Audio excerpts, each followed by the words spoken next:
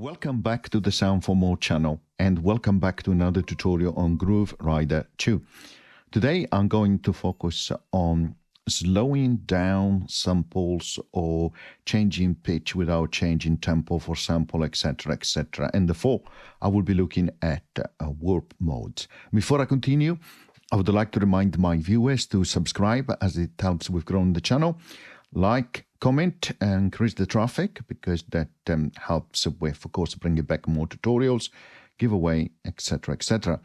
Additionally, if you would like to support what I do, please do check the instruction contained in each video description. Thank you again. So, Groove Rider 2, we create a new pattern as we normally do.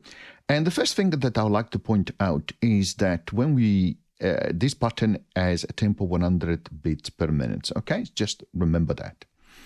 Next, we are going to remove the synth layer and we are going to add a sampler on layer number 1. Okay, so we are going to click load and we are going to load a drums loop.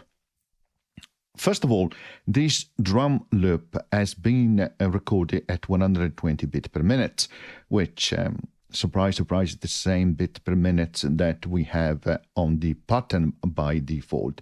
So if I press here on the C note,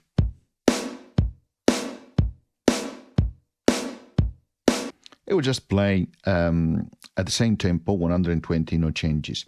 And if I disable here, where it says warp, I disable it, it says sample warp off. Still plays at the same speed, same pitch, because it has been recorded 120 bits per minute and the pattern tempo is 120 bits per minute, so there is no reason for changes. Now let's go up here to the tempo of the pattern, double click where it says 120 and change that, and let's say that we change that to 60 bits per minute. Okay, now we have warp off. Let's click on C again. No changes.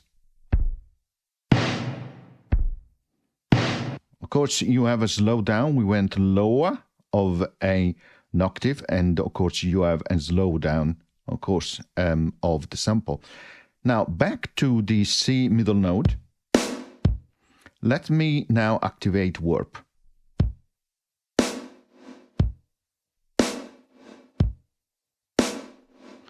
So what is happening is that it is actually now slowing down the tempo and is applying a mode which is called beat slice. Okay, so it's matching now the tempo of the pattern, which is 60 bits per minute.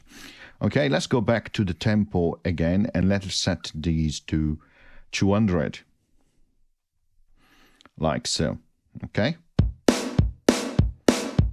And of course, it is accelerating the tempo, but it hasn't changed the pitch, as you notice. So that's the beauty of having, of course, the warp settings on, which of course you can turn them off. So it will play as without alteration, right? So you can see straight away that this comes on by default, and that is why it matches the tempo of the pattern by default, but you can turn it off, of course.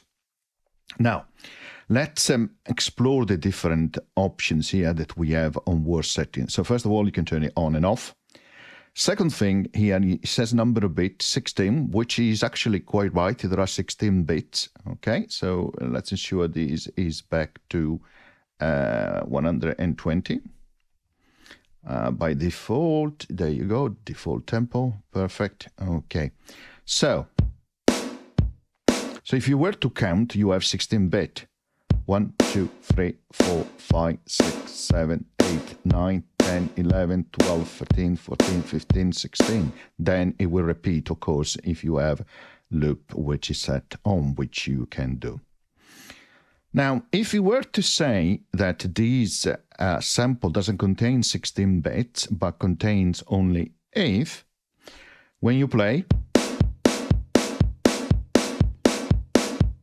it will double the speed, because he's thinking to cover 8 bits when he was covering 16 in the same terms of time. And of course, the opposite if you say 32. What do you notice that when you increase significantly the number of bits, okay, it's thinking to have more bits on the sample, so it needs to go slower than the 120 bits per minute.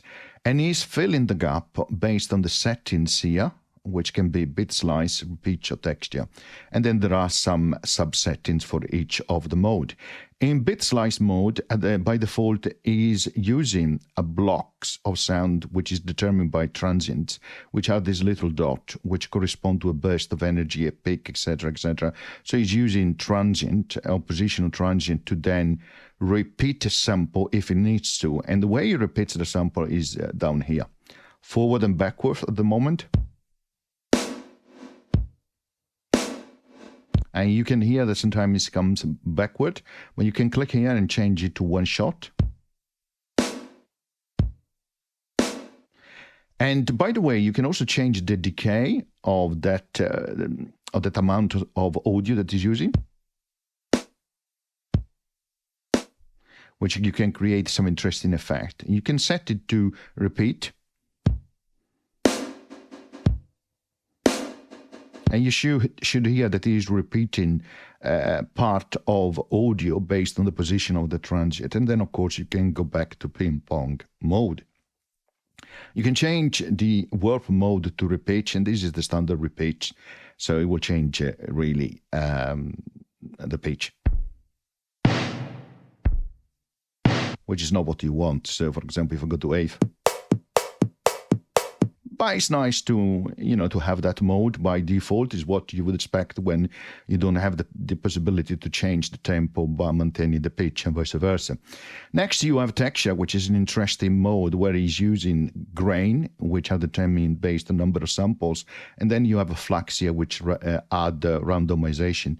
So you decide the size of grains here based on samples.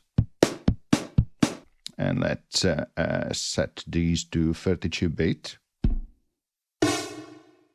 So you can change the size of grains. It will change the sound, of course, because the samples used are different.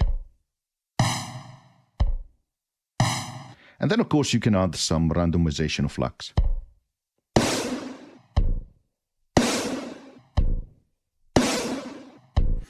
Okay, so hopefully that is clear on how it works. Now, what you can do with these warp modes, which, by the way, if you come from Ableton, you should be really familiar with those, is you can use them not only to slow down tempo, maintaining pitch, etc., but you can use them also to create some interesting effect.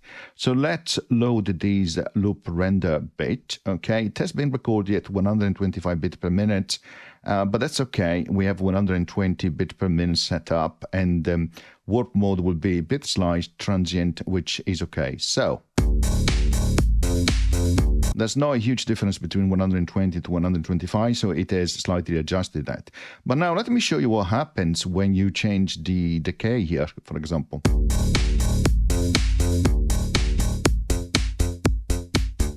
It's almost like a syncopated type of sound because I make the decay quicker and it cuts the sound which is used based on transient position here, the dots at the top, quicker, and therefore you hear that syncopated type of sound. Interesting, right? Now, let's say that instead of transient, we are going to use a different size here, because you can change the size. You don't have to go for transient. You can say use 1/8 of a sample duration. And let's change the to repetition.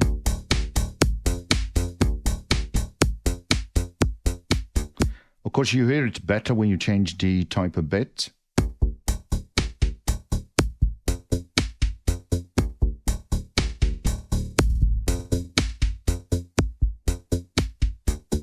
Similar here, let's go to 1/16, so even smaller.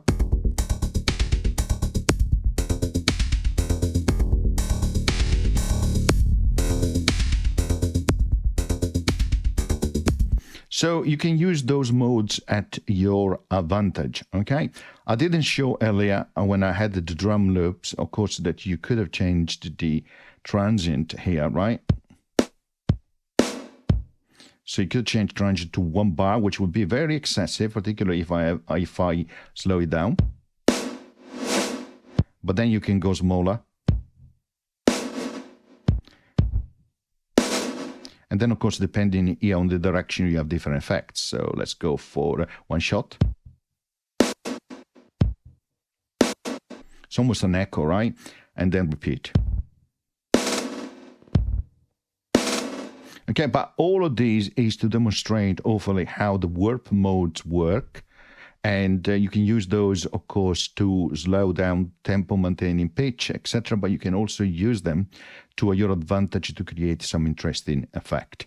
I hope you enjoyed the tutorial, and as always, see you next time. Bye.